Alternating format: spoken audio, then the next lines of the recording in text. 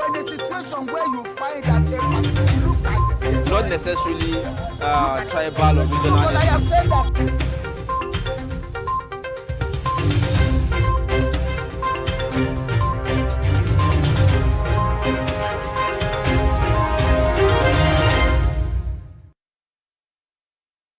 Welcome back, and thanks for staying with us on Trust TV's Daybreak. Now it's time for us to take a look at the front pages of the newspapers to see what's making the news.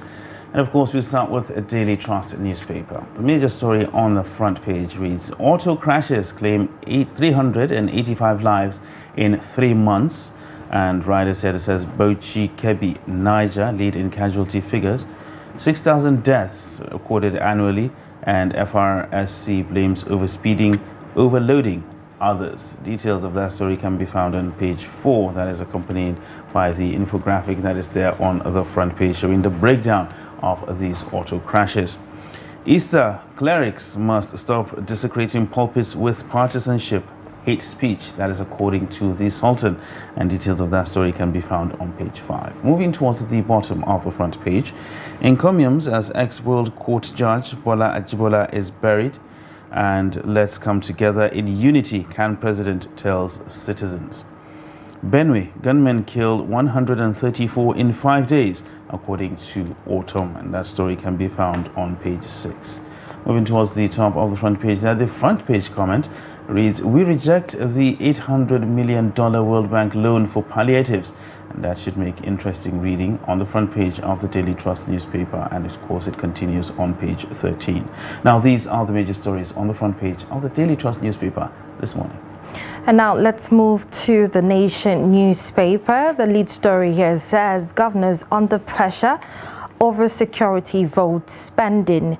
There's a radio attached to this story. It says the third agency, NFIU, EFCC seek movement of account to CBN for proper monitoring. That story started on the front page, but you continue from page 4 to get more details. And then let's take a look at the top here, where we have Osibajo, Obasanjo, others pay last respect at Ajibola's burial. Buhari Tinubu governors Ishola Mon ex-ICJ judge.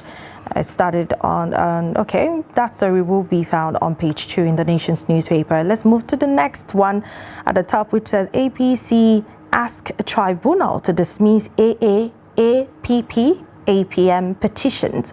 Okay, those are political parties there. Page 4 has the story. And then attacked or Catholic Church reopens months after.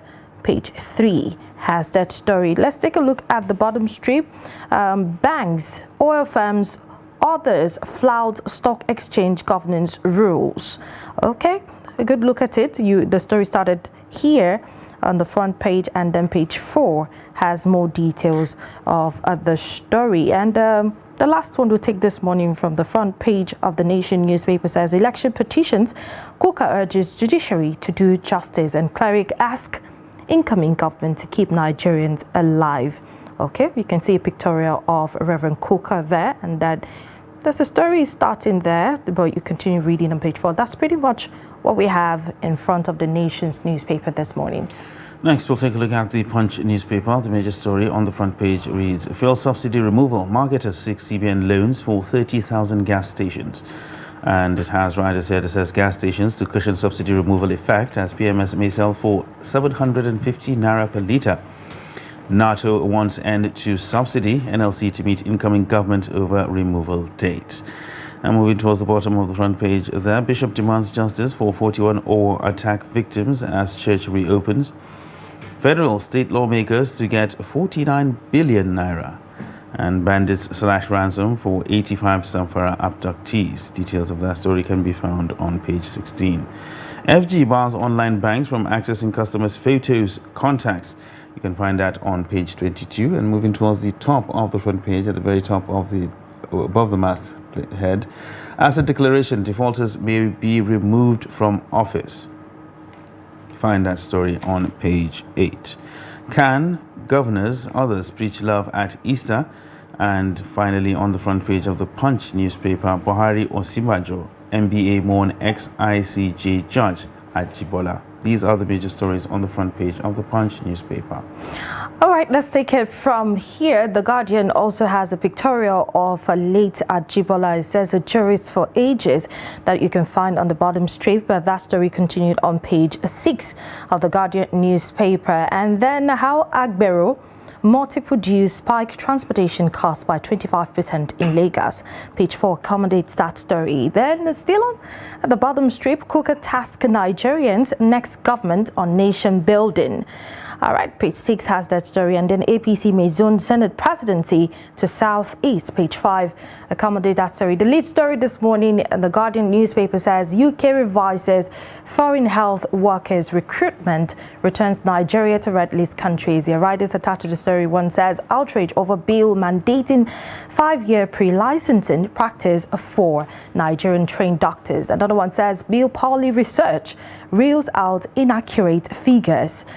Federal government brain drain committee, the report not implemented, group inactive for months. The last rider from Dr. Tomori says if a bill becomes law, government officials should also stop medical tourism. That story is on page 3 this morning in the Guardian newspaper. That's pretty much what's in front of the Guardian newspaper for today. Next, we'll take a look at this day newspaper. The major story is tributes pour in as Bola Ajibola is 89 is buried in Abeokuta. And we have riders here that says Buhari, Obasanjo, IBB, Tinubu, Osinbajo, Atiku, Lawan, Abiodun, Sanwo-Olu, others mourn, pay last respect. I appointed him AGF against position of people who described him as controversial as ex-military leader, and reveals the deceased didn't receive salary throughout his service to fatherland. Still talking about this day newspaper, World Bank advocates debt restructuring for poor countries. That is a story that you can find on page 12. Moving towards the top of the front page there. At Easter, Nigerian leaders advocate love among people. Osinbajo, CJN, Khan, Obaseki, others urge reciprocity in Christ-like values. Faleke on rotation of governorship, its turn of Kogi West for fairness, justice. You can find that story on page 41. At the very top of the front page there, autumn, we will not be provoked into taking up arms against anyone. And riders here to support that story. Atiku condemns Benue's and for killings, urges FG to protect citizens. And police confirm escalation of banditry in Sokoto. Informants sabotaging our efforts, according to military officials. And with 89 expected assets, Nigeria to top Africa's upcoming oil gas projects by 2027. That story can be found on page 6. Now, these are the major stories on the front page of this day newspaper this morning. Now, let's take a look at the major stories in front of the Leadership newspaper this morning. Just at the very top, we have avoid cheap talk, a fix Nigeria, Kuka tells Tinubu. Page 6 has the story. Then 15 killed, bond beyond recognition in Enugu crash. That story is on page 21. And below that, we have Labour blames shoddy privatization for Abuja discos and orders a takeover. Started on the front page. Page 7 has more details. And just below that, we have Senate presidency. Akpabio may drop ambition for ministerial slots.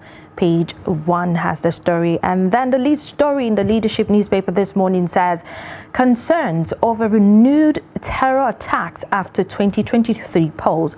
Riders attached to the story says security expert folds president's marching orders to service chiefs without results. And another one says they're already writing their handover notes. The last one says surviving IDPs desert camps in Benue. And that story is on page 4 in the Leadership newspaper. Just beside it, we have Osinbajo, governors can rejoice with Christians at Easter. Page 6 has the story. Then journalists, writers launch a book on Osinbajo on April 28. Page 6 also has that. And then PMB, IBB, Atiku, governors mourn ex-justice minister Bola Ajibola. Page 7 has the story. That's some of the major stories in front of the Leadership newspaper this morning. And with that, we wrap up reading out the headlines from the front pages of the newspapers this morning. It's now time for us to take a deep dive and analyze some of these stories. And of course, right here in the studio, we have Mukhtar Suleiman, a public affairs analyst, to help us do that. Good morning and welcome to Daybreak. Good morning. Good morning, and thank you for joining us. Thank you for having me. Yeah. Happy Easter, by the way. Oh yeah.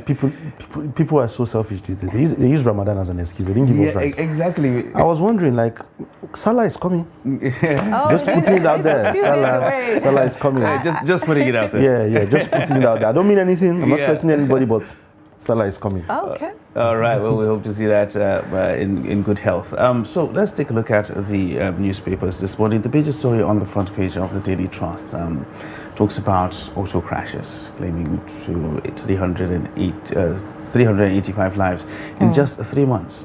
It's quite alarming when you look at it, and the FRSC is blaming overspeeding and overloading, amongst other things. But Is this just in Abuja or Nigeria in its entirety? Nigeria in its entirety. Okay. Well, I'm surprised it's this low. Okay. I don't mean 385 lives don't matter, but I came in from Bauchi over the weekend. Okay. I had to come in by road because my flight was cancelled. So when we're coming in to the express here, we saw a car just by this Mabushi Bridge, beside it rather, before it, just around that area. It was still on the road, but it was upside down. Okay. And it was a lone vehicle? It was just one vehicle. Okay. It was still on the road. It had already hit the curb already anyway, but it didn't fall off the road. It just flipped. But it was. I desperately want to know how that happened. You know, sometimes you're driving in Abuja and then you wonder how Abuja drivers drive. It's really, really funny. It's amazing how sometimes some of them drive as if they want to take off. Even a plane that wants to take off doesn't go at that speed. But it's really, really weird. How much of a hurry are you that you couldn't just do slow and steady to get so to can where we say you're going overspeeding is the main cause of these crimes? One of it is one of it is overspeeding. Secondly, I could say poor maintenance of our roads. Exactly. But funny, ironically, because of how poor our roads are, we don't have as much accidents as countries in Europe or even in the United States. As good as the roads are. Because the road is so good, you have to run. Exactly. Ours is so bad, you have to slow down. So at some point, are we saying it's a good thing now that the roads are so bad? Well, pros and cons.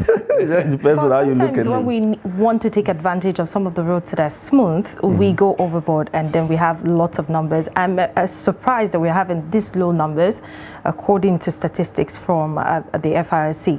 But now, taking a look at this holistically now, what do you think is responsible for this? Is it that the FRC is not doing enough? Because I know they don't work at night and most of this accident happen at night. What do you think is the problem? I think it's individual responsibility at the end of the day.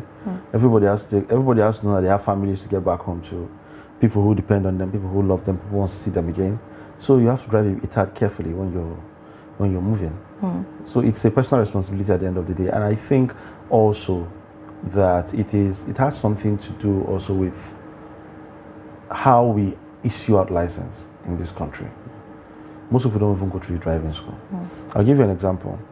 When I went to get my license recently, and because I don't drive usually until this year, started driving again properly this year, so it's been years. So when I went to get the license, I'd already done driving school, which was mandatory, got the certificate. What's his name? The person who was supposed to do the driving school test for me. You know, apparently there's a way you beat the system, and then the person takes it for you. And I wasn't comfortable with that. The person said I should give him a certain amount of money. I told him I'm not doing that. I'm sorry, I've already paid for license, and giving you money is not something I'm going to do. So he said, in that case, you do the test by yourself. I said, no problem, bring up the test. I did the test, I got 87% the first time. Now, if you get below 60, you fail. So he was shocked. I saw him disable the network. I saw him do it because he didn't want that. I think he thought that was a fluke. So he didn't want that to submit. So he said, there's no network code. The network is slowing down. I have to do it again. And when you do it again, the questions change. So I went ahead and I did it again, and I got 83%. he was shocked. So he called the guy, person who sent me to him, and like, guy, that person really. So it's to show you that the kind of people that he has interacted with don't even know. And these questions are very basic. Basic questions like, if you're in a roundabout, who has the right of way? If you see the braking lines what does the braking line on the road, or the straight line, what does it mean? And these are basic knowledge that you should have if you go to a proper driving school. So I think Nigeria needs to do more in terms of policing that system, just to ensure that more people get to understand road traffic laws more as before they begin to actually motor the roads. All right, well, we hope that those things are actually looked into. Now, let's take a look at something else. I mean, last week we got the news that the federal government has put a lot of emphasis on fuel subsidy removal, and they also went ahead to get a facility from the World Bank of quite a sizable amount of money. The front page comment on the front page of Daily Trust says we reject that that amount of money as palliatives for Nigerian citizens, which we are meant to believe is going to be doled out. So do we have any choice in the matter? First things first, reject it or not? Well, I think we do, because we are the people who are supposed to but we weren't benefit consulted. from this. We were not consulted. Well, the problem now is, I think the Nigerian government needs to learn that you cannot run the country like an NGO. You're not a humanitarian aid foundation. I think that's what the country needs to understand. My position on fuel subsidy has always been clear. I've always been for removing the fuel subsidy. But before I go into what my position is again, $800 million US. And I think the cable did a breakdown of what that would look like for 50 million Nigerians, they say. And that's about $16 per person. Basic calculations there. Basic calculations. And that's about 11,000 naira at black market rates and 7,000 naira at CBN rates. It doesn't make sense. Absolutely no sense. So my question to Nigerian government would be, in a country of over 200 million people, where over 60% of your population is living in multidimensional poverty, according to the Nigerian Bureau of Statistics last year, how then did you decide that only 50 million people need palliatives? How did you come to that conclusion? When you did come to that conclusion, who are the 50 million Nigerians that you want to give? Because beyond the people who are living in multidimensional poverty, the other people that are not even in the multidimensional poverty index are underemployed. A large percentage of them are underemployed. So how do you decide who gets this palliative that you actually want to dole out? And of course, it doesn't make sense. The amount itself. I mean, like you talked about, if it's the official rate is like $7 grand. Yeah, so we're looking at it on the front page of the Punch now. We're saying that fuel may be sold for as high as 750 naira per I don't liter, even have a problem with that. which is like when you talk about 10 that liters. the pallet, exactly, that's just like 10 liters. So it doesn't make sense. So I don't even have a problem with if fuel goes as high as 1,000 naira. But my argument for it is, if you really, really want to do right by Nigerians, $800 million US is enough to fix some of the issues in the power sector. Ensure that there is stable power in at least 98% of the country. Ensure that there is effective and efficient inter- and intra-city transport networks. This would help to curb the inflation that this fuel removal will otherwise create. Because if there's stable power, production will go up. If production goes up and we're not having to spend money on fuel to power generators, then inflation, price of goods will come down. More so, people should not have to pay premium price for PMS to generate primary source of power. I shouldn't have to buy 700 naira per liter just to get light in my house to charge my phone. It doesn't make sense. It's unfair. So I think that's something that the Nigerian government needs to look into, as opposed to doling out money, because doling out money doesn't really help anybody at the end of the day. But then, even after, what's even the certainty that all 50 million is going to get on their money, because we know that the government has never lived up to its words. And what criteria are we going to use? Okay, so how do you ascertain? Is it going to be a raffle draw? No, simple random system. The federal government, in their defense, are saying that they have a social register where these vulnerable people have been registered. And some pundits have said that, okay, a lot of people have said, let's invest this into capital projects where ordinary Nigerians, all Nigerians can enjoy at the end of the day. What happens if this money is being given to these people to execute this project, and then it ends up in some people's pockets? What happens if it still ends up in some people's pockets? Either ways. Who is to say that it's going to actually get to the social register that you're actually mentioning? Who are the names on the social register? Can we see them? Can it be published? For in the NGO space, in the development space, if we do a project or a program, and then we give out maybe stipends, each person who collects a stipend signs their name. At the end of the day, they drop their phone number, their email, and then signs their name. That way, the auditor can call anybody at random, just to be sure that are they going to do that? Are they going to get 15 million people to sign their name on a sheet of paper, just to be sure that they actually give it out to 15 million? Accountability is a very key thing, and the Nigerian government have shown that it's lacking in that, in terms of integrity and accountability over the years. They've never really lived up to most of the things that they promise, the way they promise it. So I think this is something that really needs to be reviewed. It doesn't make sense. I spent a short time in the power sector, not very long, but I think $800 million will go a long way in settling at least 4 or 5 states to ensure stable power in those states. And that's the start of ensuring, of fixing what the problems are in the power sector. One of the major issues with the power sector is not even the availability of resource. It is the kickback funding that comes back. If we can eliminate kickback, or at least reduce it, let's be realistic, it's going to make there's going to be larger impact in the power sector. That's why I'm so happy with the new EPSRA, that's the Electricity Power Sector Reform Act that the President Muhammadu Buhari signed into law some weeks back. It's very good because then it decentralizes power regulation from NEC and gives it back to the states.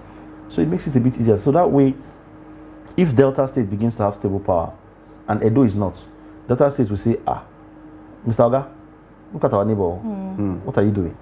So it makes more sense. We'll see those people that actually want to work and those that actually political competition will become a proper thing in terms of governance, because the PDP states want to outdo the APC states so that maybe they will win next elections. So that way, we will know that competition will lead to the benefits of Nigerians as opposed to just the benefits of politicians. But you agree with people who would argue that implementation of bills or assented bills never really work in Nigeria? This is different because this has to do with, how do I put this? Each state becomes responsible, yeah? And each state has different parties that are leading. With states like Abia, where Labour Party is currently, and Labour Party is looking to break into the political market properly, you can tell that that person will do everything possible to leverage on what the policy says to ensure that there is stable power in their state. If there is stable power in Abia and there is none in Imo people will ask their government question. That's why I said it will lead to political competition that will lead to the benefit that will benefit Nigerians, as opposed to the political competition that only benefits politicians. So, which is something that I think is actually good for our polity, and governance will be improved. Well, I hope so anyway, because if there's one place you always see politicians unite is in selfish interest. So, well, talking about the power sector, and of course, the things that are going wrong or going right in the power sector. A story here on the front page of the Leadership says Labour blames shoddy privatization for Abuja discourse, and of course others in the entire takeover of the electricity distribution sector. Are you one of those who actually believes that the whole process was bungled, so to speak? I think so. I think so, but I don't appropriate as much blame to the discourse as much as I would to the Nigerian government itself, because production is still done by the government. The discourse distributes. These guys are trying to maximize profit as much as possible. So of course they're going to prioritize areas where they get more money from, and then because if there's not enough power to go around, then they will have to prioritize areas they get more money from, and then share some of the power among the other areas. So you see areas like Wuse to get a lot of power because why? There is increased market activities in those places, and because of increased market activities, prepaid meters means that they're going to buy more units. So these guys are profit making. So if the production can go up, because you cannot waste power. If there is power unused, it is a big problem. So if production can go up from the producing side can be better, the distribution side can then be improved a little. At least the distributors still have some excuse as to, there is not enough production. But when there's enough production to ensure that distribution is evenly evenly goes round, then you have no excuse. Then people can actually come for your head properly. Yeah, but at one point, the transmission was actually way up there. I mean, like it was up to 4, 5, even 7,000 megawatts. We've never had a stable, say 5,000 megawatts in years. So again, it's still prioritizing the areas where you know that you're going to get more money from, or the areas where you think there are more people who are influential and could affect your business. Because again, like I said, these guys are profit-making driven. So this is where government regulation and government input becomes very pertinent to private sector businesses. So if government is not doing its own part, what moral high ground does it have to then hold private sector responsible? It's really heartbreaking when you hear some of these government officials talk about it. Not forgetting the scorecard that just happened from the Ministry of Power. And when you listen to the minister talk, you think that these things are going to be implemented, and then we feel the impact as soon as possible. But we keep waiting years and years and years. It doesn't even happen. Nigeria is not short of competence. Nigeria is just nonchalant. I've said this like 1 million times. But we have the manpower to make things happen. We don't just have the manpower, we have the resource, enabling resource and everything to make anything happen. But we're just nonchalant. And we have been so bedridden by corruption, senseless corruption like I like to call it, that we no longer see things from the from national interest lens anymore. So that's something that needs to come back. There's corruption everywhere, but it should be sensible corruption. Something that actually leads to some level of improvement in standard of living, either for your people or for yourself at least, but within the confines of where you're supposed to influence some level of socio-economic activities. And that's something that Nigeria doesn't have.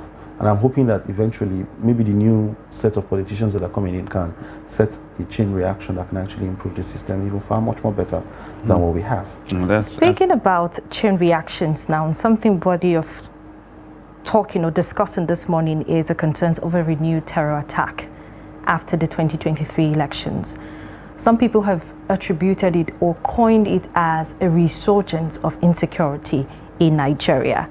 And security experts, different views, opinions about all of this. What do you think is the cause of this resurgence of insecurity in Nigeria? We've always known that political actors have deep-rooted hands in what is happening in terms of the insecurity in the country.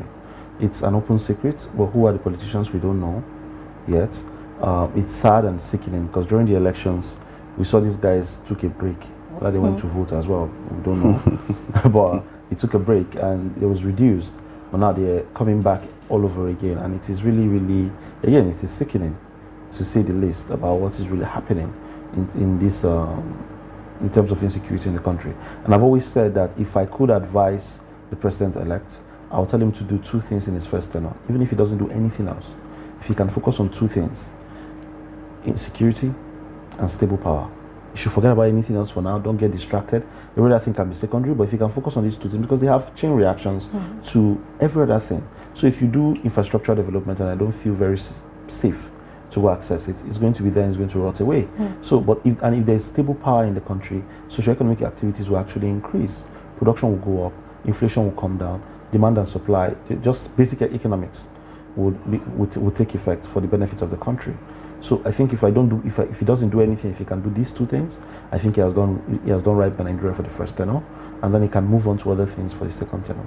Okay. All right, now let's take a look at things coming out from the health sector now. A lot of, for recent times, we've been talking about this brain drain, lots of doctors leaving the country, healthcare workers, nurses, and the rest of it. And now on the front page of The Guardian is a story that says the UK revises foreign health workers recruitment, returns Nigeria to red list countries. And of course, recently we've heard there's a bill mandating a 5-year pre-licensing practice for Nigerian-trained doctors. How do you see this be playing out? I have a cousin who's a neurosurgeon who recently relocated. And if you ask him properly, when we had a conversation before he left, he doesn't really want to leave. Okay. He never really wanted to leave. But he had to leave because there's a deplorable working state of doctors in the country. They are old for a month. I met a doctor because some weeks ago, I went to write IELTS and he was also writing. And then we got talking, and he told me that he's working for a national hospital. For 6 months. He has never been paid for the past 6 months. So it is really, really appalling what's happening in that sector. It is annoying that the senators are not trying to address the issues. They're just trying to choke the doctors instead. The problem is not that they really don't want to leave. Being a doctor in Nigeria is such a thing of a pride. But that pride has actually gone down the hill for the past how many years now. And it is not the issue. You cannot deal with an effect without handling the cause. So why are they leaving? They're leaving because hospitals they don't have enough equipment to work. Hospitals are not in good shape. They're not being paid well enough to actually level up to actually compete effectively in the current market. That needs to change. You can't force them to stay. You're not fixing the issue. It's unfortunate that the UK has actually, Nigeria has always been on the UK red list anyway. It's not like it's a new thing. So let's not let them not act like it's something that happened yesterday. It happened a long time ago. But I'm really hoping that this can be reviewed, revised, and they can think clearly about what they're doing. I saw a tweet from the senator, the chairman of the health, I've forgotten his name, yesterday, a long tweet he made where he was actually saying that we want Nigerian doctors to stay, then we have to do well enough for them to stay. So we cannot say that we want to force them by bill or a policy for them to remain in the country. And I like something that says in the news report that says, if you make this a law, that Nigerian doctors must spend at least 5 years after education, then people should not go for medical tourism anymore. Exactly. Stay back in the country and receive your treatment here. Exactly. Could that be like the African country recently? I think it was Zimbabwe who made it prohibited that no doctor should leave the country because they have less than 35,000 doctors to about 15 million people in the country. It's really unfortunate because the problem is not, we have to deal with the cause and not focus on the effect. Yeah, we understand that Nigeria actually trained them, and honestly, yes, I've always said this before, for the quality of education we receive, what we are paying is very cheap, extremely cheap, because we pay, the highest you pay to go to a school in Nigeria is about $200 in a year. In a public university, of course, it's about $200 in a year. And you compete with doctors at international level who pay $20,000 US to actually go to school per semester. So, but then again, are you making the workforce conducive for that? Exactly. Well, I need to correct something. It's 3,500, not 35,000, to about 15 million people. All right. Well, that is quite appalling, and we hope we don't get to that state right in Nigeria. Once again, Mukhtar Suleiman, thank you very much for coming on the show, and of course, we appreciate those insightful analysis coming from you. And of course, you said there's this thing, the corruption that you said. There's something you said about corruption. Senseless corruption. Senseless corruption. And sensible corruption. Exactly. I think I'll borrow that. So thank you very much for coming on the show. All right. So this is where we draw the curtains on the newspaper review right here on Daybreak. Stay with us when we return at the top of the hour. The show continues. Stay with us. But in a situation where you find that a person look like the same, Not necessarily tribal or regional. but I have said that